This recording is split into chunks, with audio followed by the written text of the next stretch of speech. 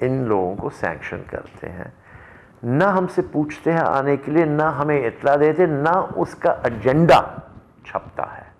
کہاں سے معلوم کریں؟ کان لگا کے ہر دروازے پہ بیٹھیں؟ یہ تو نہیں ہو سکتا. اب صورتحال ہے کہ جب وہ اعلان کرتے ہیں، یہاں تو لوگوں کو یہ بھی نہیں معلوم ہے کہ اعلان کے خلاف اپیل بھی سننے کے لیے وہ تیار ہوتے ہیں، لیکن پہلے اعلان کرتے ہیں جو انہوں نے کیا.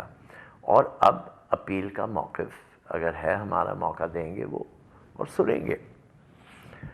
لیکن اس سے پہلے میں اس پر جاؤں، میں آپ سے یہ عرض کرنا چاہتا ہوں کہ آپ نے پوچھا کہ چین نے ٹیکنیکل ہولڈ ان پہ سے کیوں اتار دیا. پہلی بار نہیں ہے کہ ٹیکنیکل ہولڈ اترا ہے.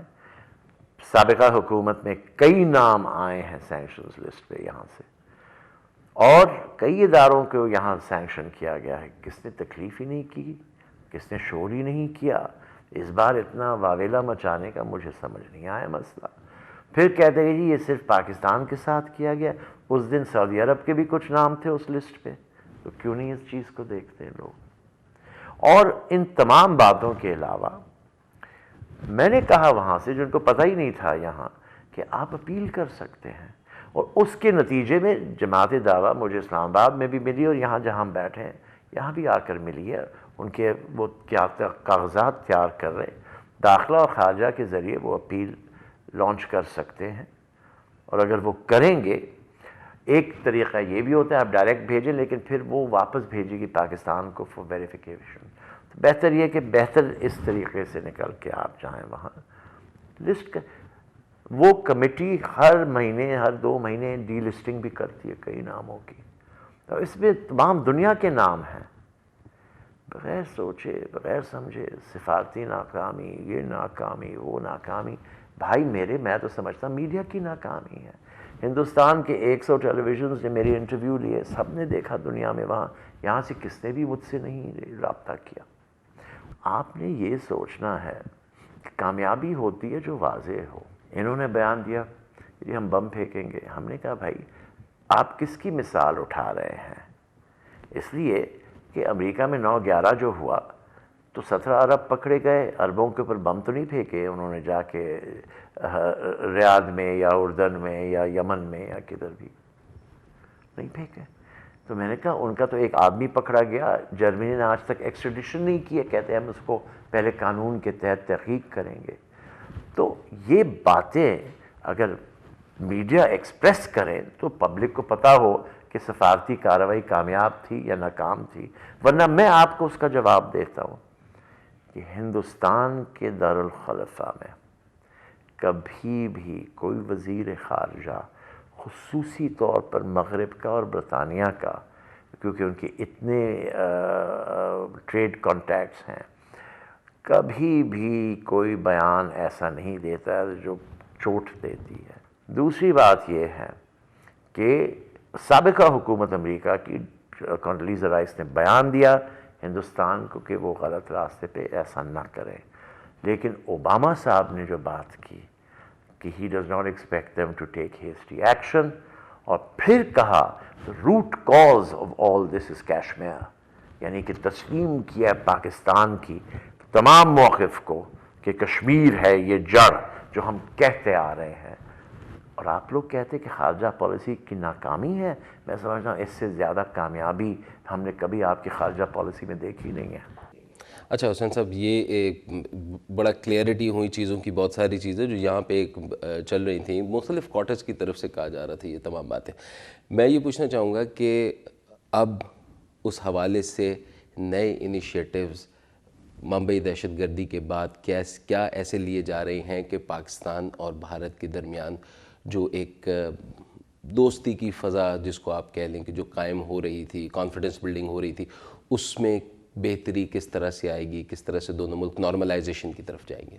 یہ جو بات ہے، اس وجہ سے ہمارے صدر صاحب خصوصی طور پر یہ الزام تراشی کے معاملات میں نہیں پہنچے، جس پہ لوگ کہتے تھے کہ خارجہ پالیسی ویک ہو گئی.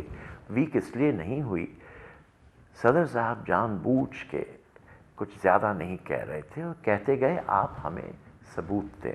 اور یہ میں آپ کو بات کر دوں کہ ہم نے اس وقت پہلی انیشیٹو یہ لی ہے کہ جو ڈوسیئر ہمیں ملا ہے فائلیں ہندوستان سے، اس میں ثبوت نہیں ہے، اس میں انفارمیشن ہے.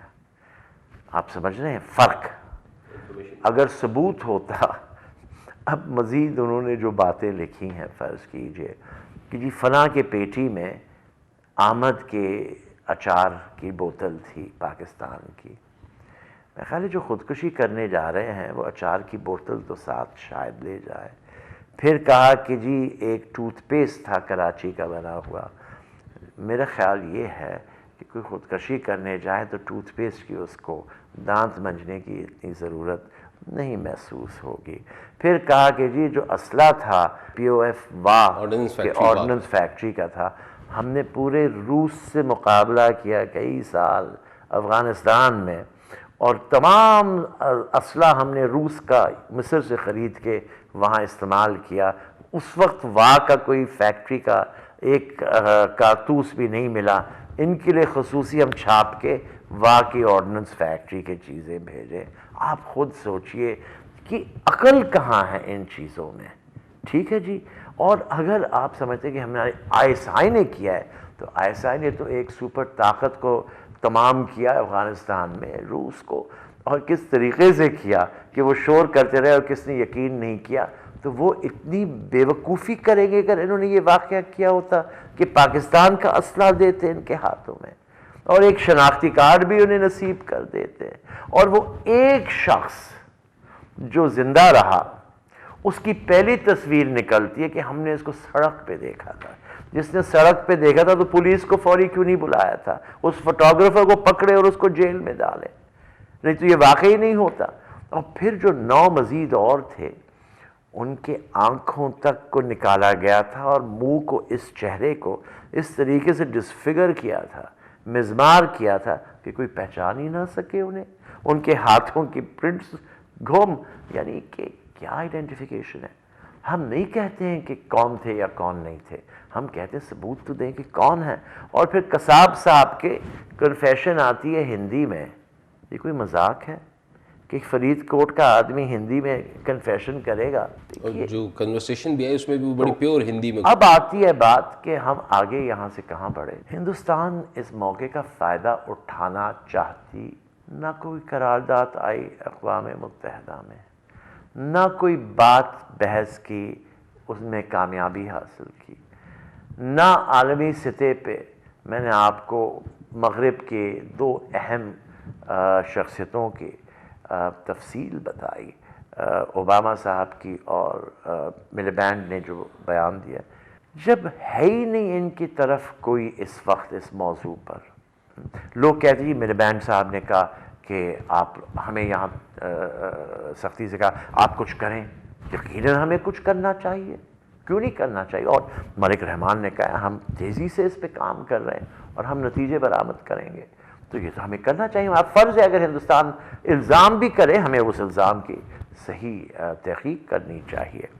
لہٰذا میں یہ سمجھتا ہوں کہ اس وقت جو کچھ بھی ہوا ہے اللہ مہربان ہے، لیکن آپ کی حکومت کی کارروائی یقیناً میرے خیال کے مطابق درست رہی اور اس کے نتائج درست رہے. ہارون صاحب یہ فرمائیے گا کہ ایک پورا سیناریو تھا، پاکستان گورنمنٹ اجمل قصاب کو پاکستان کا شہری نہیں تسلیم کر رہی تھی. ایک ایسی صورتحال میں اچانک قومی سلامتی کے مشیر کا، سابق قومی سلامتی کے مشیر کا یہ کہنا ہے کہ جی وہاں پاکستانی ہے. اس نے کیا سچویشن کو کریٹ کی؟ کیا ہوا؟ کیسے فیس کیا؟ انٹرنیشنلی آپ یونائٹڈ نیشنز میں تھے. آپ میں محمود درانی صاحب کو پرانا جانتا ہوں. میں شریف آدمی ہیں. کیوں کیا، کیسے کیا مجھے نہیں معلوم، میں تو یہاں نہیں تھا. نتائج پہ میں یہ ضرور کہہ سکتا ہوں کہ عموماً جب تک کوئی ٹھوس ثبوت نہ دیا جائے اس وقت تک یہ خارجہ کی پالیسی آپ اور ہم بھائیانہ طریقے بیٹھے ہوئے نہیں ہوتی ہے. اس میں بہت ہی انسان کو کھینچا ہوا رہنا پڑتا ہے.